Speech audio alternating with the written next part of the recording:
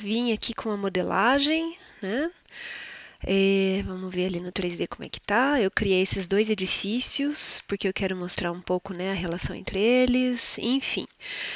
A modelagem é igual a gente fez na primeira aula, tá? Não tem nenhum segredo. O que vai acontecer agora é eu quero criar alguns detalhes nele. Então eu vou editar no local essa massa aqui, né? E eu quero fazer algumas lamelas aqui, supondo qual seria talvez uma estratégia, né, de controle ambiental, mas enfim, aqui eu quero mostrar um pouco do detalhamento compositivo para a gente ver depois como é que ela se expressa com a carta solar.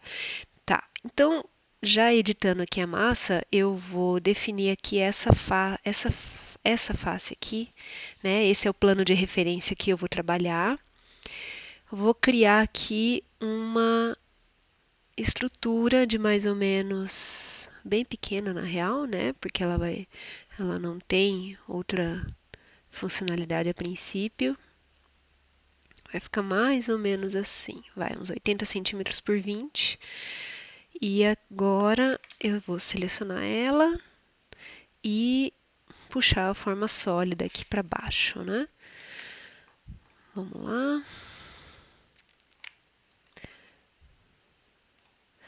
Pronto. Então, com esse volumezinho aqui, eu quero replicar ele ao longo dessa fachada, por isso eu selecionei ele, e com esse botão aqui, copiar, com a função múltipla acionada, eu consigo copiar ele aqui, né, ao longo dessa linha. Ó. Quando ela fica negrito, eu sei que ela está orientando. Ponho ali 3 metros, que é o que eu quero colocar, e assim eu vou adiante, né? Fazendo aqui várias vezes. Aí então, eu criei aqui, né, todos os detalhes que eu queria nessa fachada. Lembrando que é só um exercício, né, para demonstrar um pouco mais critério de detalhamento. Isso vai depender bastante do projeto de vocês, né? Beleza. Antes de terminar aqui e concluir a massa, eu queria só indicar para vocês o seguinte.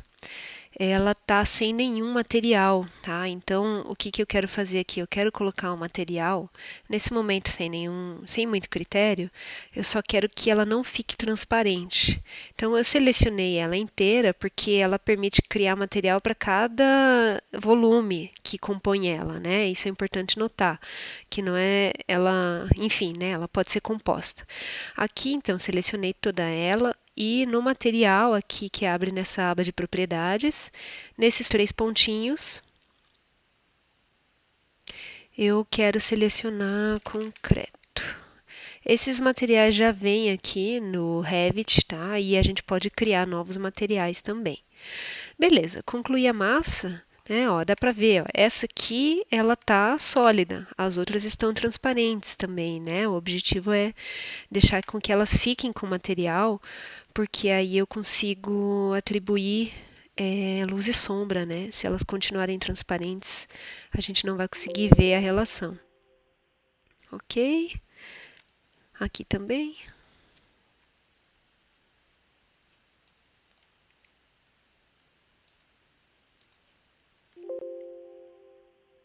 Concreto. Pronto.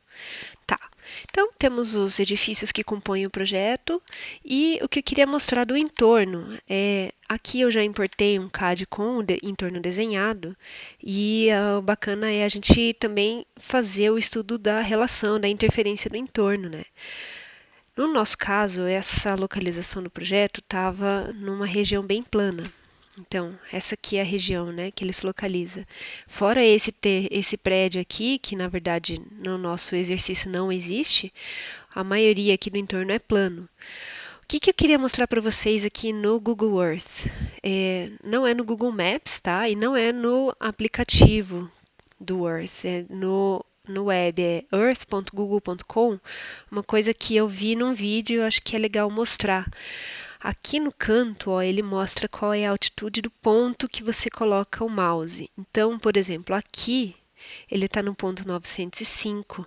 Quando eu venho para cá, ele já vai para o 910. Quando eu venho para cá, ele já está no 923. Então, com essa função ali, com essa informação, eu consigo saber a altura dos edifícios, né? Eu achei bem legal isso. Então, aqui eu quero ver qual é a altura, por exemplo, desse edifício aqui, né? Ele não vai interferir muito, mas, enfim, vou modelar ele, ó. Aqui ele está com 911 e aqui ele está com 906, ou seja, ele tem 5 metros ali de altura. Então, eu venho aqui, eu vou criar essa. Opa!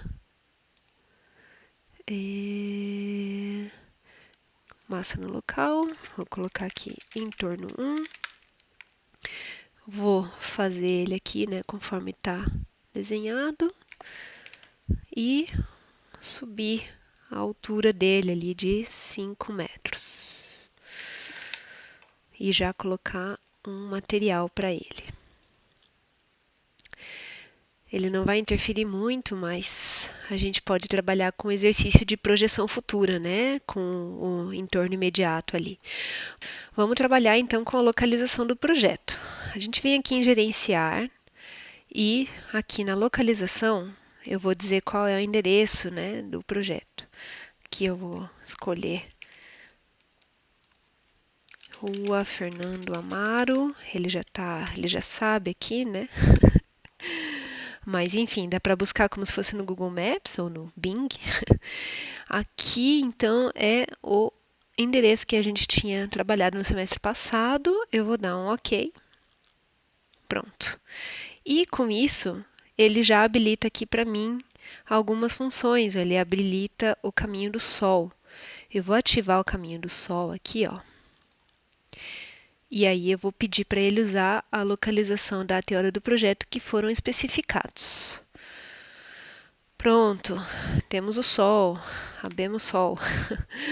Aqui, então, ó, se eu começar a movimentar o sol pelo caminho dele, eu consigo entender a relação dos projetos. Só que para isso eu preciso acionar também a sombra do lado do sol aqui, ó. Pronto. Ali, ó. Agora sim, hein? Consigo ver a sombra projetada, tanto dos edifícios como dos elementos de detalhe que eu criei, né? E, claro, se os entornos forem impactantes, eles vão, né, se relacionar. Aqui nesse caminho do sol, eu venho aqui nas configurações, eu consigo trabalhar com períodos, com dias específicos, né? Por exemplo, se eu vier em múltiplos dias aqui, ó, eu consigo fazer um intervalo, um dia único. A ideia aqui é trabalhar em um dia, né? Momento estático ou um acumulado de um dia. Né? Ó, dá para ver aqui que ele começa e termina. Bom, vendo aqui no estático, se eu selecionar o solstício de verão, é importante notar que ele está invertido, tá? Ele está com o hemisfério norte e eu ainda não sei como configurar isso. Mas ele está pegando no solstício de verão, para a gente vai ser o de inverno. Então, se eu quiser ver como ele está no solstício de inverno aqui, ó, ele já muda aqui o caminho do sol, ele já se afasta um pouco, né?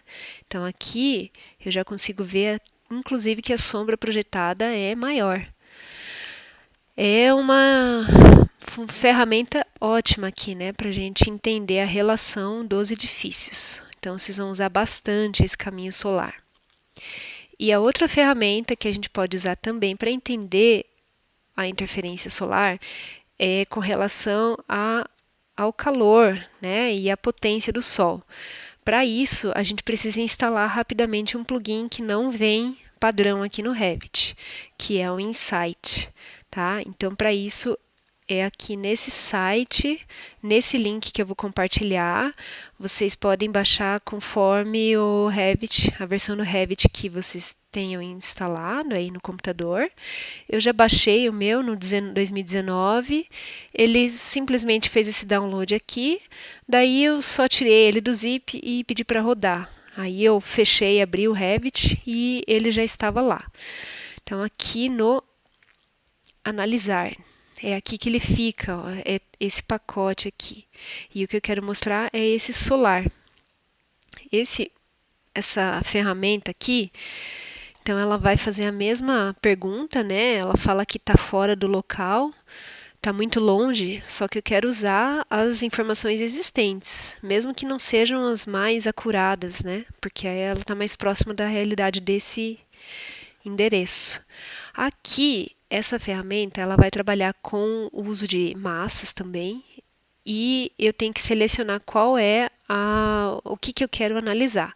Então, aqui ele é usado muito para entender o desempenho para painéis voltaicos, como, por exemplo, estudar, né, como uma cobertura pode ser melhor modelada para a melhor captação de energia solar. Para isso, ele tem aqui essa opção, né, pronta já da cobertura. Tem a opção de selecionar todas as massas e tem a opção da seleção do usuário. Então, eu vou pegar essa seleção aqui, posso fechar essa mensagem. O que ele faz? Ele pede para eu selecionar, tem um maisinho ali, né? Então, eu vou selecionar esse edifício aqui. Só que ele selecionou mais coisas ali, ó. Eu vou desselecionar com o mesmo botão do mouse, né? Pronto. E eu vim aqui em concluir. Depois que eu concluí, ele já viu aqui qual é a área que eu selecionei e eu venho aqui no caminho do Sol para saber qual é o período que eu quero trabalhar aqui nessa análise, né? Então, aqui ele está pegando, ó, no dia... vamos ver qual é. Ó, ele está pegando dia 31/12/2009 a 31/12/2010. Se eu quiser vir aqui no solstício de verão, ou melhor, no solstício de inverno, que é o de verão, ou então no acúmulo desse dia, né, um dia único no solstício de verão, que no caso vai ser inverno, ele vai pegar aqui das 10 às 16, tá bom, vai. Continua pedindo informação para mim. Quando eu dou um update, ele vai calcular qual é a potência solar aí desse dia. E ele vai mostrar por gráfico, né? Ele já deixou ali com cores. Então, nesse dia, eu tenho aqui uma aquisição de calor nessas superfícies que eu estou analisando. Ele analisa, inclusive, as superfícies menores. Ele vem aqui atrás também, que eu pedi para analisar, né? E aí, ele joga em algum lugar dessa visão. Lembrando que essa análise é feita só na visão 3D. Aqui, ó, ele joga a legenda. Eu vou aproximar ela aqui para entender melhor. Nessa legenda ele está falando que tem aqui entre 0 e 3 kWh por metro quadrado. Ele está pegando essa informação aqui, ó. Ele não está pegando o total.